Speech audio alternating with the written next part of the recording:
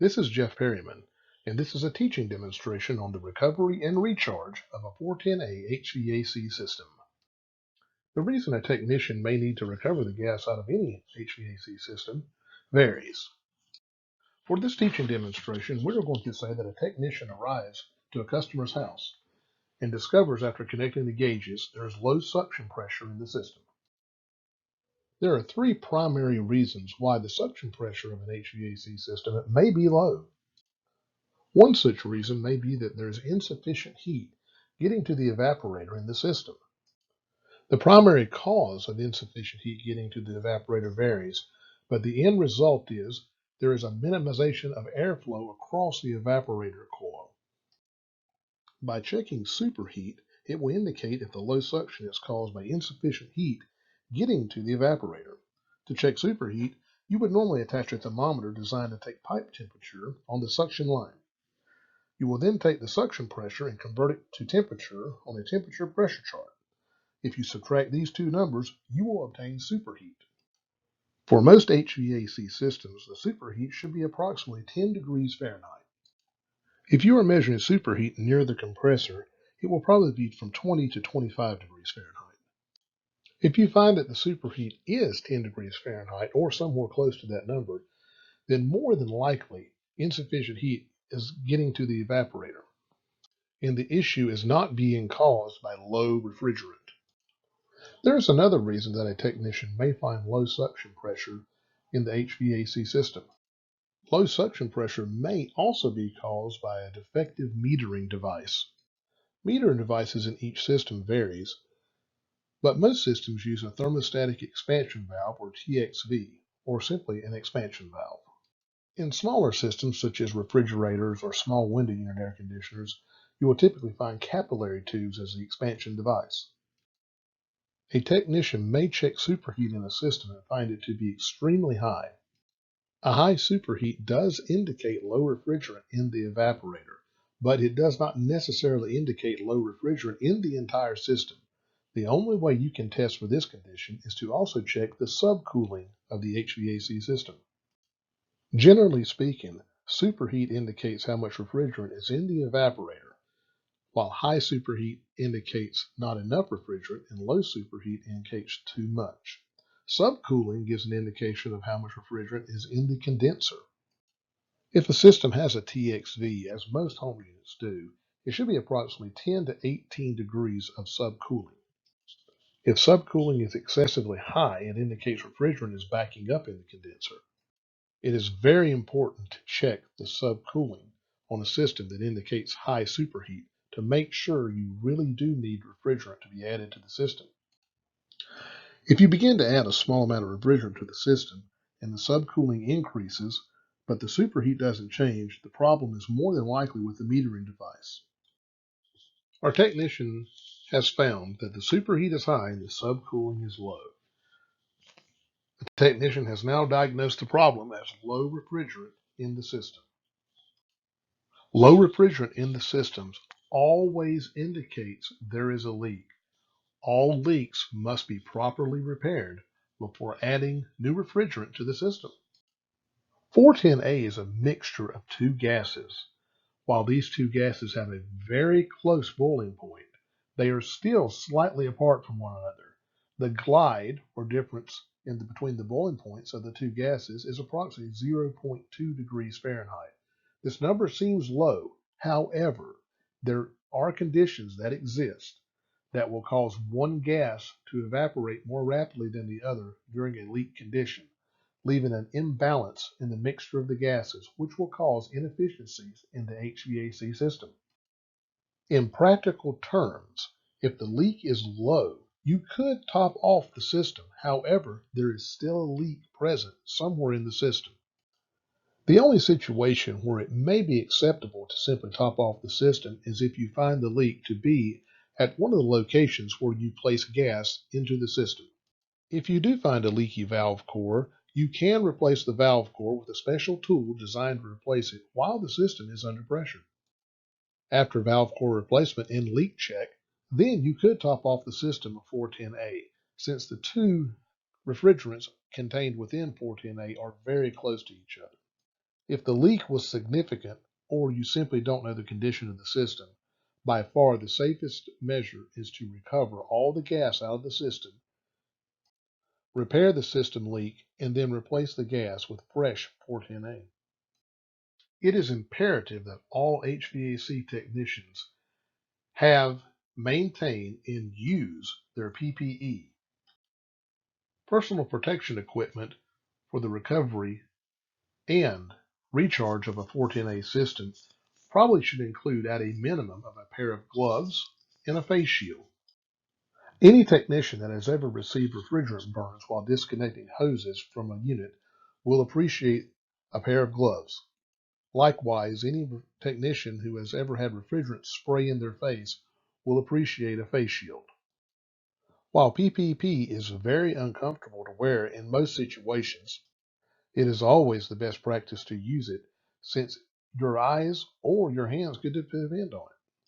Since our technician does not know the condition of the system or exactly the condition of the refrigerant contained within it, he has correctly decided to recover all of the 410 gas out of the HVAC system. The technician will typically connect both the high and the low side lines to the unit to be evacuated to the gauge manifold. The gauge manifold will then go through an inline filter to the refrigerant recovery pump. It should be noted that the inline filter is not to filter the gas that will be recovered. It is to protect the refrigerant pump from contamination.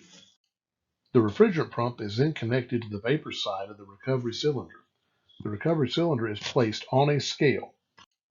The refrigerant is typically weighed out of the system so you know exactly how much refrigerant has leaked from the system. Some systems include a shutoff valve, which indicates when the tank is 80% full, which is the maximum safe amount of refrigerant that you can place into a recovery cylinder. This will automatically shut off the recovery pump. In most situations, when a technician discovers a leak in the system, they will begin the process of finding the leak. Meters, such as the one shown in this picture, can detect refrigerant leaks. Some leak detectors use sensors that detect certain components of the refrigerant gas, while some sensors actually detect the sound that the gas makes while it is escaping from the leak. Once the leak is discovered and all the gas is recovered into the recovery cylinder, it will now be time to repair all the leaks in the system.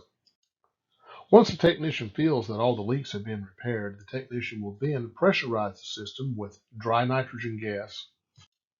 After the system has been pressurized by dry nitrogen gas, the technician will then begin observing to see if there are any leaks in the system. Leaks can be detected by using a solution that contains some type of a surfactant. Most technicians simply call this soap bubbles. There are specific liquid leak detectors, such as Big Blue, that are designed to detect small leaks. Once the technician has found the leak in the system and repaired the leak, now it is time to evacuate the system.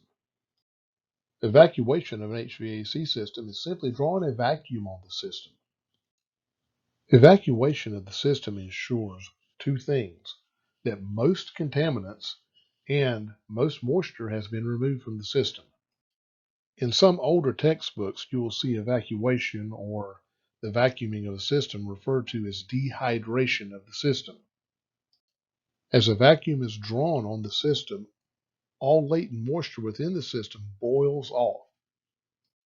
In a 410A system, it is imperative that all moisture be removed from the system. In most situations, you will want to pull the system to at least 500 microns of vacuum. Special meters, such as the one shown in the picture to the far right, exist that can detect pressures in this range.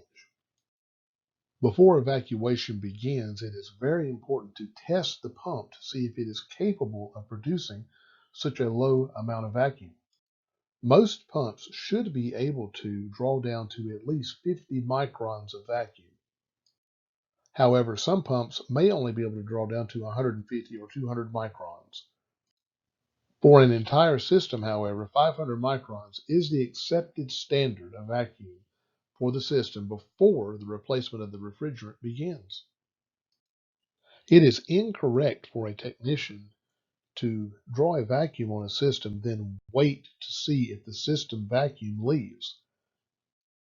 The technician should have already checked, found, and repaired all leaks in the system before evacuation begins. It is obvious that evacuation would draw in more impurities into the system through the leak. After proper evacuation of the system, it is now time for the technician to replace the refrigerant in the system. The technician will check the nameplate of the outside unit. The nameplate contains the information the technician needs to recharge the system, such as the amount of factory charge and the subcooling of the system. Since R410A is a mixture of gases that are at slightly different boiling points, it must be placed into the system in a liquid form. Typically, with most cylinders, you will turn the cylinder upside down to replace the refrigerant in the liquid form. Technicians must remember that charging a system as a liquid can destroy a running compressor. Liquids are nearly incompressible, and most compressors cannot handle liquids running through them. Some textbooks refer to this as slugging of the compressor. A problem exists with 410A. It should be charged as a liquid, but liquid can destroy a running compressor. Some technicians prefer to simply allow the gas to go in a very small amount into the system. They do this by barely cracking open the vapor side, the low pressure side of the system. This creates a sort of expansion valve in the gauge manifold.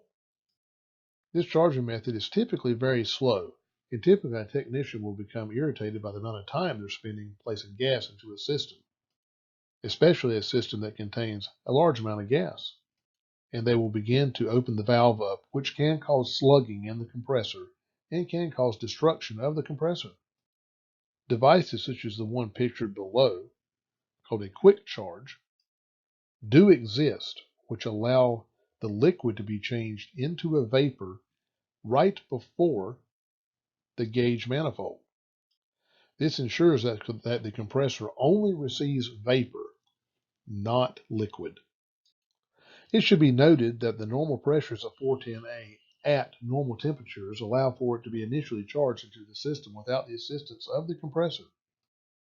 The technician has now placed nearly the proper amount of charge in the system, but has left some room. The technician did this so as to completely charge the system using the subcooling.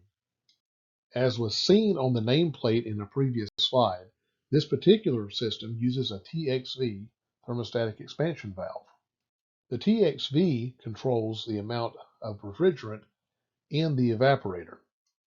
By using subcooling, which is the process of measuring the temperature of the liquid line and measuring the pressure of the refrigerant in the liquid line, the technician can then calculate the amount of subcooling in the system and charge to that level. Before any refrigerant is added to the system after the initial charge, the system should be allowed to stabilize for at least 15 minutes. After allowing the system to stabilize, the technician will then read the pressure on the high side gauge. With this pressure, the technician can determine the temperature of the liquid vapor in the condenser by using the gauge or perhaps a chart for R410A.